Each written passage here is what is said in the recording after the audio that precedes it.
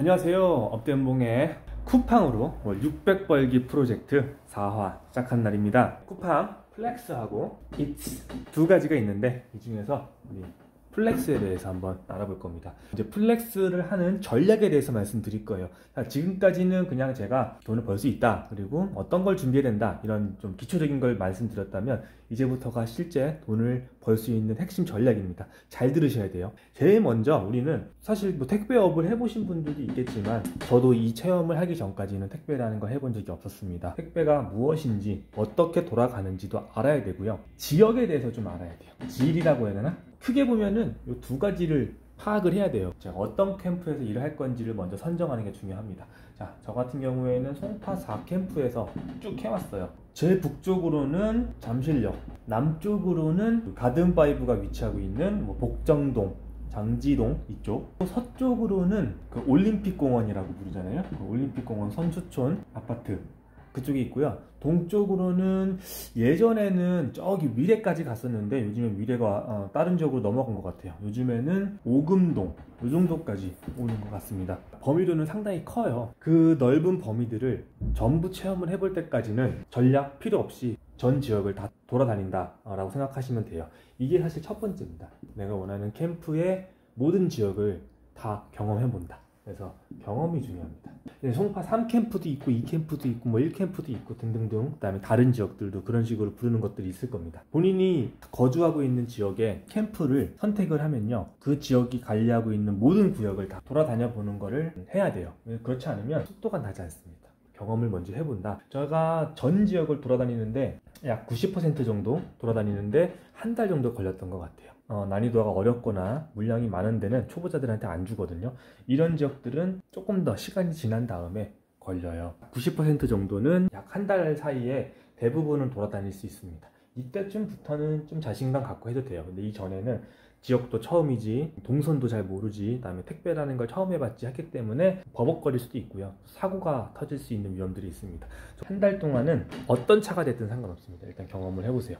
이제 내가 좀 속도가 붙었다 라고 하는 시점들이 스스로 느낄 때가 올 겁니다. 개인마다 편차는 있겠죠. 그리고 두 번째는 관계예요. 웬 관계? 누구랑 관계? 누구랑 관계겠어요? 쿠팡 캠프 관리자와의 관계가 중요합니다. 왜냐면 쿠팡 플렉스는 사람인 관리자가 배정을 해주는 거예요. 그러면은 오늘 물량이 많다는 거는 그날이 빡세다는 뜻이거든요. 그러면 빡셀 때 이걸 누구한테 줘야 문제없이 해결할 수 있을까라는 판단을 사람이 할 거 아니에요. 관리자가. 그 판단을 할 때 제일 잘하는 애니까 제일 줘야지 라고 생각할 수 있게 해야 되는 겁니다. 맞아, 오늘 물량이 좀 많으니까 이거는 업대연봉의 에이스니까 저 사람한테 줘야 돼. 그래야 문제가 없이 그날을 지나갈 수 있어. 이렇게 판단을 하고서 저한테 배정을 줄 거예요. 하지만 제가 관리자하고 맨날 트러블 일으키고 맨날 싸우고 막 그랬단 말이에요. 그러면은 제가 잘하는 걸 알아도 안 줘요. 그걸 많이 주는 건 결국 저 사람이 돈을 많이 벌어간다는 뜻이거든요. 나도 안 입고거든, 저 새끼 마음에 안 들거든. 그런 날 다른 사람을 찾아볼 거예요. 그 관계가 중요하다는 겁니다. 이 관계를 어떻게 쌓아갈 것이냐, 이게 중요한데 사실 막 갖다 바치고 그런 건 필요 없어요. 뭐가 중요하냐면 보고가 중요합니다. 차량을 캠프에 들어갔을 때 항상 먼저 보고를 했습니다. 선보고를 했어요. 차량 입장했습니다. 그 다음에 물건을 막 상차를 이렇게 싣죠. 그 다음에 출발할 때도 이제부터 출발합니다. 그 다음에 또 배송지에서 물건을 다 돌리고 배송이 끝나면 배송 마쳤습니다. 혹시 인근에 백업 해줄 만한 물량 있습니까? 없으면 들어가겠습니다. 고생하셨습니다. 라는 정말 기본적인 인사말인데 이걸 매일매일 했습니다. 그러면은 때로는 관리자분들도 바쁘면은 제 답변을 안 하고 쌩까는 경우도 있어요. 근데 그거는 상관하지 않고 그냥 보고를 하는 겁니다. 그랬더니 실제로 현장 백업 있습니까? 저는 일이 다 끝났습니다. 그랬더니 혹시 이쪽 지역에 좀 도와줄 수 있습니까? 라면서 물건을 주신 적도 많고요. 결국에는 관리자도 사람이기 때문에 저에 대한 기억들이 점점점 머릿속에 생기겠죠. 그러면서 가끔씩은 좀 오늘 물량이 많은데 조기 입차 가능합니까?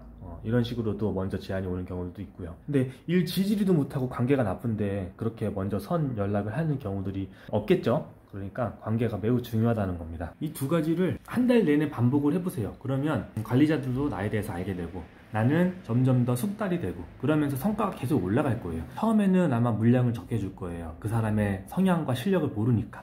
근데 적게 줘도 처음에는 헤맬 수 있기 때문에 좀 힘든 지역을 가게 되면 정말 타이트할 거예요. 근데 그게 경험이 쌓이면 점점 좀 시간이 줄어듭니다. 그러면서 시급으로 환산했을 때 금액이 높아지는 거죠. 저 같은 경우에는 시급 5만 원 이상도 벌어봐요. 이거는 수량보다는 가구 수가 더 중요한데, 가구 수 약 40여 개에 물량 7, 80개 되는 수량을 받잖아요. 저는 6시 되기 전에 끝나요. 집에 가도 6시 반이 안 돼요. 이렇게 일이 빨리 끝납니다. 시급으로 환산하면은 80개를 1시간 반 만에 끝나는 거거든요. 그러면은 정말 시급이 높습니다. 5만 원 되는 거죠. 그리고 레드가 떴다 그러면 시급이 얼마야? 계산은 알아서 하세요. 물건을 더 많이 팔 수도 있는 거고, 아니면 다른 지역의 백업을 도와줄 수도 있는 거고요. 물건이 없는 날에는 조기 퇴근하는 거죠. 이렇게 일을 하는 겁니다. 이 두 가지를 한 달 정도 반복을 하면 이제 실력이 많이 쌓일 거예요. 그리고 나에 대한 인식이 생기기 때문에 물건에 주는 수량이 조금씩 생길 거예요. 그럴 때 나의 차종을 알아봐야 되는 거죠. 내 차종 때문에 물건을 적게 주는 경우가 있거든요. 그때가 아쉬워요. 물건이 많은데 내 차가 작기 때문에 물건을 조금밖에 못 주는 거. 그런 시점이 왔다 싶으면 카니발 바로 구입하는 거죠. 그게 세 번째입니다. 자, 차량을 바꿔야 돼요. 카니발을 사시는 겁니다. 그게 세 번째 전략입니다. 그 다음에는 열심히 도는 거예요. 이 세 가지를 반복하면서 돌 때는 물론 이제 새벽과 심야 이렇게가 밤에 일하는 건데, 저는 심야에 대한 얘기는 안 할게요. 근데 똑같습니다. 심야는 그냥 비닐류가 많고요. 새벽은 신선, 좀 물건이 크고 무거운 것들이 많다, 이런 차이점이 있는데, 아무래도 크고 무거운 게 단가가 크죠.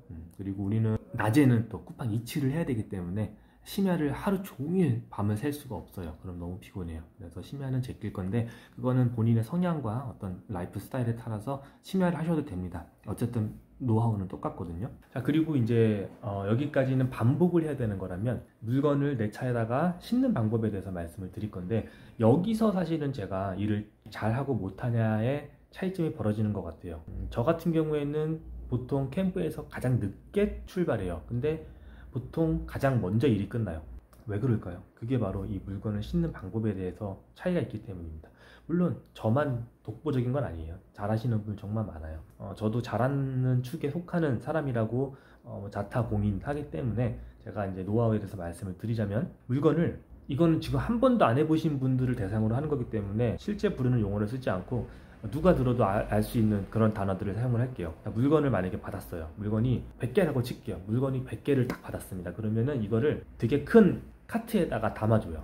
그 카트를 내 차 앞으로 끌고 와서 그 물건들 하나씩 내리면서 물건을 핸드폰으로 스캔을 하는 거예요. 스캔을 띡 하다 보면 내게 아닌 경우들도 있거든요. 혹은 중간에 뭐 반품하거나 취소하는 분들도 있어요. 그런 것들은 또 경고음이 떠요. 내 거 아닙니다, 취소된 겁니다. 그러면 그것도 반납을 하는 데가 있어요. 이런 거는 어려운 거 아니니까 가보시면 알아요. 이렇게 하면서 대부분은 물건을 그냥 그대로 실어가요. 그러니까 지금 이 쌓여있는 상태가 막 뒤죽박죽일 거 아니에요. 뭐 홍길동도 있고 뭐 여러 가지 사람들이 있을 텐데, 그냥 물건을 막 실어요. 그 안에 보면 그 지역을 숫자와 영문으로 표기한 숫자들이 있거든요. 대충 그냥 그 블록으로 묶어가지고 차를 실어갑니다. 그러면은 현장에서 그 물건을 찾겠다는 거예요. 근데 저는 그렇게 하지 않습니다. 물건을 내려요. 그러면 내 차가 이렇게 면적이 있어요. 그럼 그 면적을 내가 작업할 수 있는 공간이라고 이제 보통 하거든요. 기역, 니은, 디귿, 리을 순으로, 가나다 순으로 쫙 물건을 다시 배치합니다. 그러면 한 손님이 2개, 3개, 때로는 10몇 개씩 시키는 경우들도 있어요. 그럼 그게 점점점 쌓여가겠죠. 그렇게 기역, 니은, 가나다 순으로 쫙 정렬을 한 다음에 다시 어플을 켜서 동선을 판단합니다.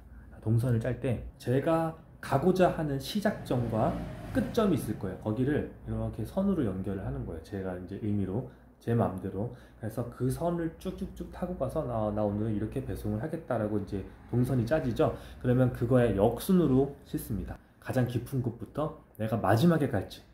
그게 만약에 홍길동이야 그러면 홍길동의 물건을 제일 먼저 싣는 거죠. 그리고 그 옆집, 김연봉이야 그러면은 김연봉 거를 옆에다 싣는 거예요. 이렇게 동선의 역순으로 싣습니다. 그러면은 당연히 차에다가 적지 않은 시간이 길어져요. 그러니까 그 시간에 이미 다른 사람들은 다 출발했어요. 이미 없어요. 저희가 제일 마지막에 나가요. 근데 현장에 도착했을 때부터 속도 차이가 납니다. 현장에 도착하면요, 아까 같이 구역명이 있는데, 그게 만약에 뭐 111에 A1이라고 칠게요. 111A1이라는 구역에 도착을 딱 하면 내 트렁크를 열 거 아니에요. 그러면 그 사람들은 111A1이라는 구역에 있는 것들을 그냥 막 섞어놨기 때문에 거기서 찾아야 돼요. 막 뒤척거려서 아씨 홍길동 어딨어, 홍길동 어딨어 막 찾아야 돼. 근데 홍길동이 한 개면은 금방 찾겠지만 막 막 3개 하면 홍길동 하나, 홍길동 2개, 홍길동 3개 막 찾는 거예요. 그러니까 이제 우리가 필드에 나가면 어둡죠. 공간이 넓은 데도 있겠지만 좁은 데도 있을 거예요. 그럼 막 뒤에서 차 들어와요. 그럼 차 빼줘야 되고요. 마땅히 주정차를 할 수 있는 공간이 없다. 막 그리고 큰 대로변에 세워야 된다 그러면은 막 무단주차 카메라 막 찍고 있고 막 5분 안에 끝내야 되고, 지금 이제 내 심리적으로 급하고 막 뒤에서 빵빵 대고 사람들 지나가면서 쳐다보고 혹시나도 누가 도둑이 훔쳐가지 않을까 막 걱정되고 막 별 생각을 다 하면서 그걸 찾는 거예요. 혹여나 비가 와봐요. 비 오면은 그냥 비 쫄딱 맞죠. 이제부터 잘 생각하세요. 내가 맞는 건 괜찮아요. 손님의 물건이 물에 젖으면 이제 좀 난감해집니다. 그거는 그대로 배송할 거냐 반납할 거냐 고민될 거예요. 그러니까 물건은 최대한 비 안 맞게 해야 되거든요. 밖에 나가서 이게 어렵다면. 그러니까 막 헤드랜턴 막 낍니다. 여기다가 헤드랜턴 껴갖고 막 불 켜고 막 합니다. 왜 그러냐고요? 왜? 우리 불 밝은 곳에서 캠프에서 제대로 채워가면 트렁크 탁 열자마자 바로 그냥 앞에 거 빼면요, 그게 그냥 첫 번째 집이에요. 그리고 배송 끝. 그 다음에 옆집 딱 가요. 그럼 바로 앞에 또 탁 꺼내면 그 집 거예요. 한 번만 더 확인하면 돼요. 이름과 주소가 맞는지. 그리고 그냥 가면 돼요. 거기서 속도가 벌어지는 겁니다. 저는 현장에 나가면 문 확 열면요, 그냥 앞에 거 집으면 됩니다. 왜냐? 캠프에서 그렇게 실어갖고 나왔기 때문이죠. 하지만 가끔씩 지도상에 보는 거랑 실제 가봤을 때랑 현장 상황이 다를 수 있어요. 예를 들면 길이 있는 줄 알았더니 길이 없어. 오랫동안 그 길은 그냥 주차 공간으로 쓰던 길이야. 이러면은 저는 거길 통과할 수가 없어요. 그러면은 부득이하게 동선이 바뀌는 경우들도 있습니다. 그럴 때는 조금씩 이제 내가 계획했던 게 좀 틀어지는 경우들이 있죠.